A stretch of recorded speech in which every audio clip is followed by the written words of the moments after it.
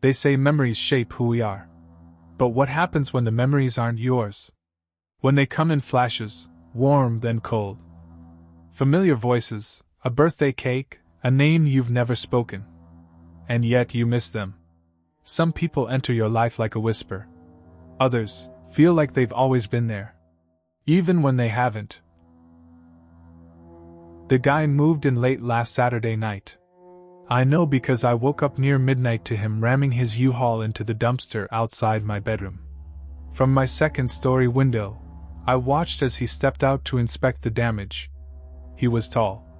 Almost as tall as the U-Haul, and when he put his hand on his hip, the gap between his arm and chest must have been big enough to fit a medicine ball.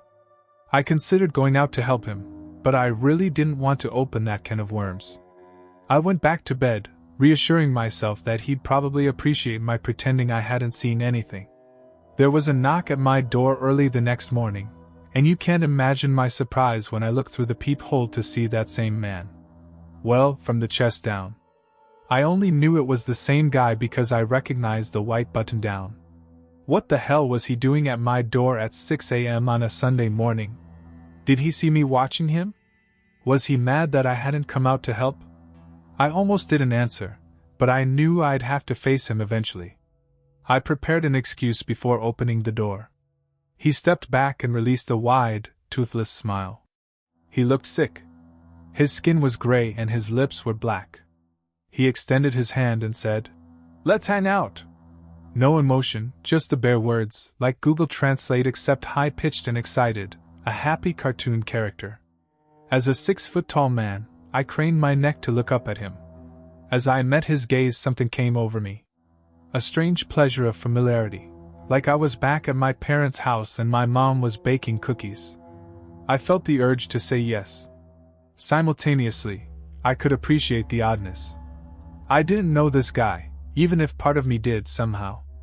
I fought with myself, figuratively stepping in and out of the door as his smile never relented. "Not right now, Mikey," I said. I hesitated, then closed and locked the door. It wasn't until I was back in bed that I realized. How the hell did I know his name? But the memory faded like a dream. At first I was certain his name was Mikey, but by the time I fell asleep I was sure that I'd just thrown a random name out. Did I even know a Mikey? I woke up a few hours later and spent the day playing video games and watching Friends. I felt uneasy, but I've always had a bad taste in my mouth when it comes to Sundays. This weird feeling that it's going to be the last good day of my life, like the next day is the end of all happiness and the start of eternal torture. Maybe I just hate my job more than most people. Around 5:30 a.m. Monday morning, there was another knock. "You gotta be fucking kidding me." "Seriously, dude?" I said as I opened the door. He held both hands out, palms up as if presenting treasure. Atop them was the most beautiful pastry I've ever seen. It was fluffy like a cloud, but brown and crispy. It was drizzled with chocolate, peanut butter, and caramel. I reached for it, and was bombarded with memories as I took the beauty into my hand. I was at Mikey's house. I was sitting at a wooden kitchen table as he frosted a beautiful cupcake decorated to look like a rose. My mouth watered as he delivered it to me like a present. I sunk my teeth into it and sighed with relief. He was my best friend. I'd known him since childhood. I wanted to give him a hug. But at the same time my heart was rising in my throat, threatening to choke me as I had the feeling of people watching me from every angle. "Let's hang out," Mikey said, reaching for me. I took a step forward, the two sides of my brain fighting for control, and slammed the door shut. Looking down at my hands, I saw 2 pieces of bread with half a dozen crude slabs of peanut butter and jelly. Some on top of the sandwich, some underneath, and some on each side. It was like it was made by someone who didn't know what a sandwich was. I dropped it on the floor. At work, I couldn't keep my mind off him. As I sat at my desk, vaguely trying to edit the introduction to some algebra textbook, I was sure that I had never seen him before. But I had the memories of memories, like once, in a dream within a dream from a different life centuries ago, we had been best friends. I fought my way through the day. I told myself I wasn't going to answer the door for him ever again. If I saw him, I'd run away. Under no circumstances would I look at him, talk to him, or touch him. I drove home. I wasn't 2 steps out of my car when he approached me. "Let's hang out," he said. I tried to turn away, but then my life was sunshine and rainbows.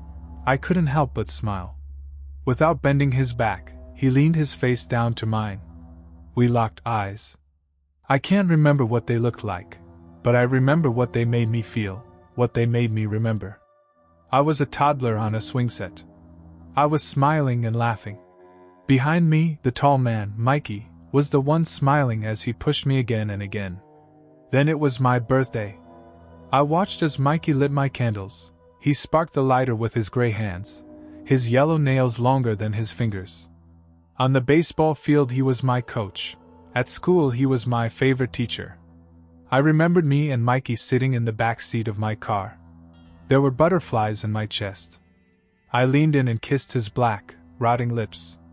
I felt disgust but remembered love. "Let's hang out," he said. And then I was following him, because he was my everything. He was every good thing I could remember. But no, I didn't know him. I imagined walking into his apartment. I smiled, then screamed. I wanted to run away, but I'd miss him so much. We walked to his door as my mind screamed for me to run. He was reaching for the knob when some animalistic part of my brain took hold of me. I ran to my apartment and locked the door behind me. When I heard a knock, I grabbed my phone and called the police. I told them there was a guy who kept knocking on my door and wouldn't stop no matter how many times I told him to go away. I watched from my bedroom window as the officer pulled up. I took a peek through my peephole and saw that Mikey was still there. I sat next to the door and waited. "Tommy! What's going on, man? Long time no see. Let's hang out."